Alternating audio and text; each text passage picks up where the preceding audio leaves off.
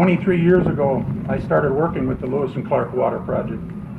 For those of us who have worked so long and hard on this project, today is a day of not only great celebration, but also of great relief. There have been countless challenges and obstacles along the way. It has truly been a Herculean effort by so many people to get the project to where it is today. To be producing water is a historic milestone for the Lewis and Clark. We, the Board of Directors, thank and honor the countless people who made significant contributions to turn the dream of this Tri-State Water Project into a reality.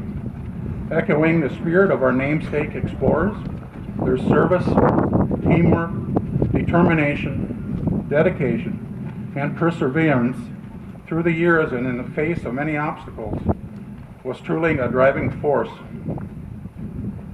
Without all of you, this critically needed water project would not be here today. The stone artwork in our lobby is dedicated to you. This is a day of great joy and celebration, so I don't want to dwell on the challenges ahead, but I pledge to the 9 members who are not connected, we will continue to do whatever we can to ensure that you are connected as soon as possible.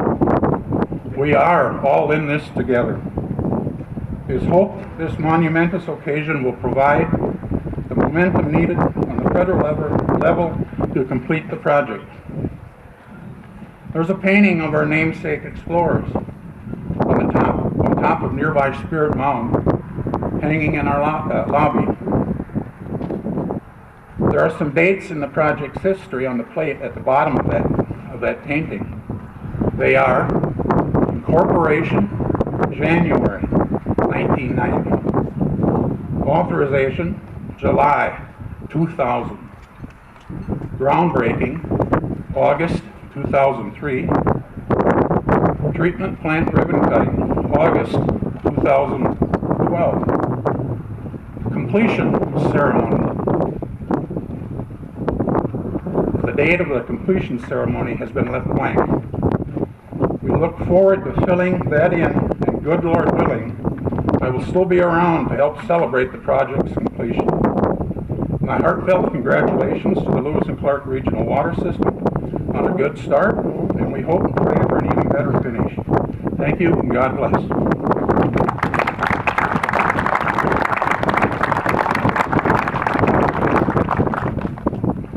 Well, I'm going to introduce our Executive Director right now. Troy started with us 9 years ago. The same year we got our FONSI, which is the finding of no significant impact that the federal government had to approve. So he came on not even knowing what a FONSI was. And then he led us through the construction period and also more of the funding period. And he guided a 20-member board, which is a feat in itself, let me tell you.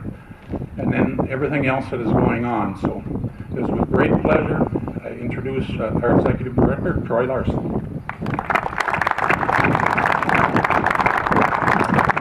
Thank you, Mr. Chairman. It's my honor to introduce a number of distinguished guests, but that is also a challenge because there are so many people here that have contributed so much through the years, and due to the sake of time, we simply can't introduce them all. So my apologies in advance if I've forgotten anyone. First of all, I would like to thank the sponsors of this event who are covering all the costs involved with this project. And as I call out the names of these organizations, if they'd please stand and then hold your applause till I've introduced them all. So these are our sponsors, and we do thank them very much. Banner Associates, HDR Engineering, Foley Company, Clay Union Electric, CoBank, DN Tanks, formerly NatGun, E&I Specialists, East River Electric, Engineering America, Holt McDowell Insurance, LRC, Microcom, Southeastern Electric, to Sears, and Wells Fargo Bank. Thank you to our sponsors.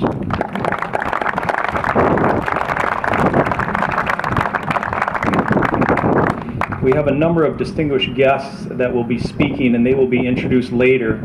Those up here that will not be speaking We unfortunately weren't able to have Senator Johnson with us. He was the first one to confirm his attendance to this ribbon cutting, but his wife recently fell and fractured her shoulder and her wrist, so he was unable to attend. But Senator Johnson has been with this project from the very beginning. He and Senator Daschle took the lead on getting the project authorized in the Senate. So unfortunately he wasn't able to be here, but Sharon Boyson, his state director, is here. And then also Eric Nelson, I want to introduce him only because he's leaving the senator's staff and has been the senator a number of years and has worked on this project long and hard. Also up here, and Sharon, if you could stand and then hold your applause, please. Jacob Bossman with Senator Grassley's office, who's also been with the project from the very beginning. Amanda Nelson, Senator Harkin's office. The senator has also been involved with the project from the very beginning. Travis Talvidi gets the prize for traveling the furthest. He's Senator Klobuchar's legislative aide in Washington who works on Lewis and Clark issues. Al Junkie with Senator Franken's office. Pater Chesset with Congressman Walz's office. Pater here. And let's give those folks a round of applause. Thank you.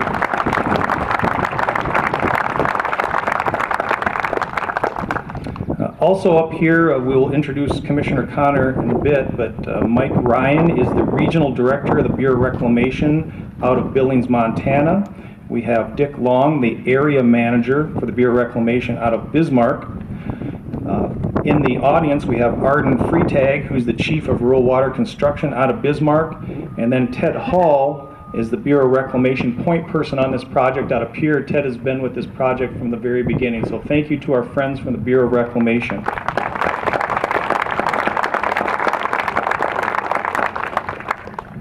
Also want to introduce Lieutenant Governor Matt Michaels.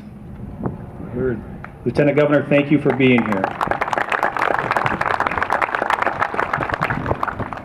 We have most of our board of directors here. A few of the members weren't able to make it, but of course we have our chairman, Red Arndt, and you might not know this, but Red had open heart surgery less than 2 weeks ago. And we really, at least I wondered if he would be able to make it here today. That's a fair question, and Murray Holstein, our vice chairman, was wondering, am I going to have to fill in? But we should have known wild horses couldn't keep Red away. So here he is less than 2 weeks later. Double bypass surgery. Other members of our board, if they would please stand and then hold your applause till the end. We have, of course, Red, and then Murray Holstein, our vice chairman from Sioux Center, Scott Wienia from Sheldon, Roger Lamp from Lincoln County Rural Water, Chad Comas from Madison, Scott Hain from Worthington, Les Van Roekel from Hull, Jim Hoy from Rock Rapids, Larry Pedley from Sibley, Ben Bjordal from Centerville, Mary McClung from Harrisburg, Dennis Wheeldryer from Lenox, Scott Buss from Minnehaha Community Water Corp, Ivan Fries from Parker, Chad Heavey from Sioux Falls, Don Sweeter from South Lincoln Rural Water, Sid Munson from T, and then a few of our directors that were unable to attend, Dennis Healy from Lincoln Pipestone Rural Water, Tom Erickson from Beersford, and Brent Hoffman from Rock County Rural Water District. Our board does a very effective job. Let's give them a hand.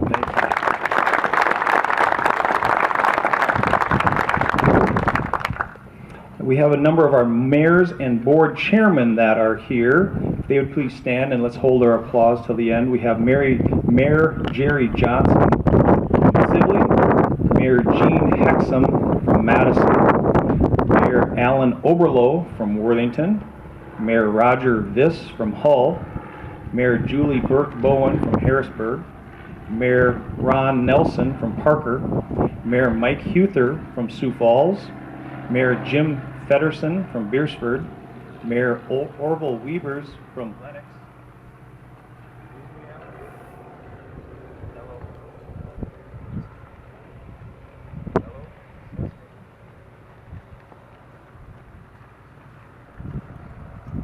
Alan's got a plan B.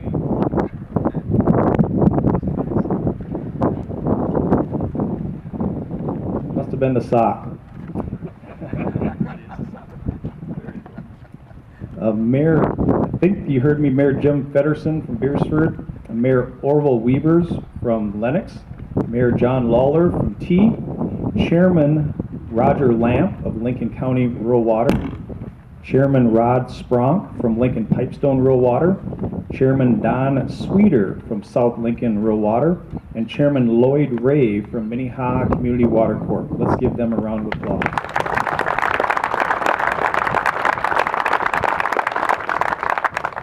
We've had incredible support from the state legislators in South Dakota, Minnesota, and Iowa, as well as the counties that we work with. Are there any county commissioners or state legislators here?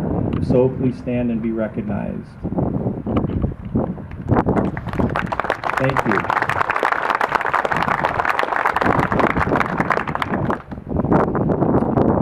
The lead engineering firm for the Lewis and Clark project is Banner Associates, headquartered out of Brookings, and then they also work very closely with HDR Engineering out of Sioux Falls. There's no way we can introduce all the folks from Banner and HDR. There's just been so many. But I do want to take the opportunity to acknowledge some of the special people that have taken a lead role in this project. We have Daryl England, the president of Banner Associates. If you would please hold your applause, and if these folks would please stand. Dave Odens, Tim Connor, Dennis Myko. Dennis has been the one that's been down here the whole time during construction of both phases of the project. Greg Jorgensen, those folks are all with Banner. With HDR, we have Dan Graber, Terry Stoltno. Terry's also been down here the whole time. Mike Johnson and Bill Brinker. Let's give those folks a round of applause.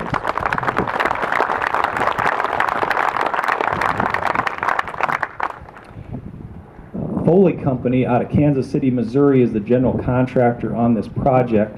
We're honored to have Chris Caligari is the president of Foley. We have Dave Hoover, who is the project manager on Phase 2. Phase 2 is the main water treatment plant project. Ed Long is the project manager on Phase 1. That's on the east side of the main building. That's the high service pump station underground reservoir. And we have Vic Ryder, who is the job superintendent for Phase 2. And then also Foley, the parent company of Foley is Otter Tail Power. And we have a vice president from Otter Tail, Shane Wazlowski, here. Let's give all those folks a round of applause.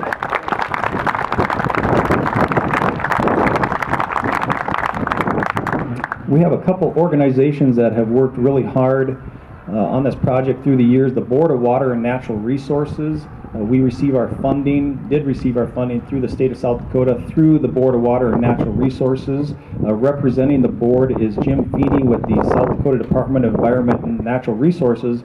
Jim also has been involved with the project from day one. And then we also have the South Dakota Association of Rural Water Systems.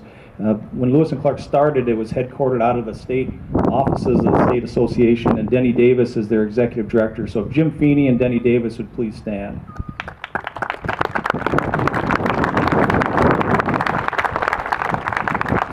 Also want to introduce some special people. This land, as Red mentioned, was a cornfield not too long ago, and we purchased this land from a wonderful family, the Sorensens.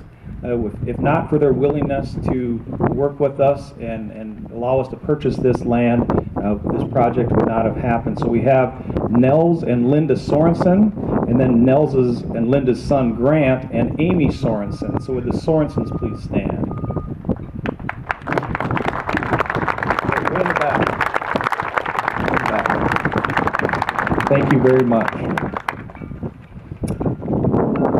Red mentioned that I came aboard when the Fonzie was passed. You're right, I didn't know what the Fonzie was other than a cool guy with a leather jacket. It took a lot of work to get to that point, and my predecessor, Pam Bauer, was executive director for 10 years. And Pam, thank you for all your work. Pam, would you please stand?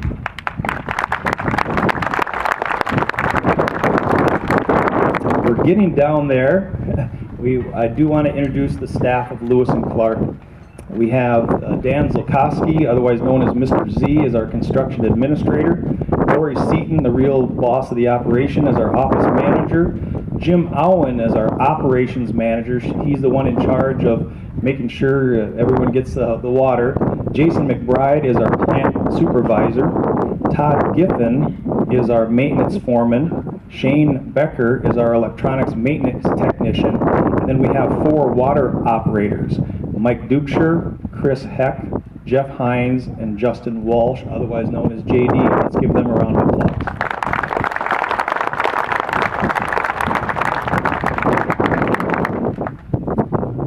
It's my pleasure to introduce Governor Dugard. Governor Dugard has been a strong supporter of this project since his time in the state legislature, representing District 9, and then as part of the Rounds administration as Lieutenant Governor, worked to help prepay the state share of the project, and as governor has been just a strong supporter of the project. So Governor Dugard, thank you for being here, and we look forward to your remarks.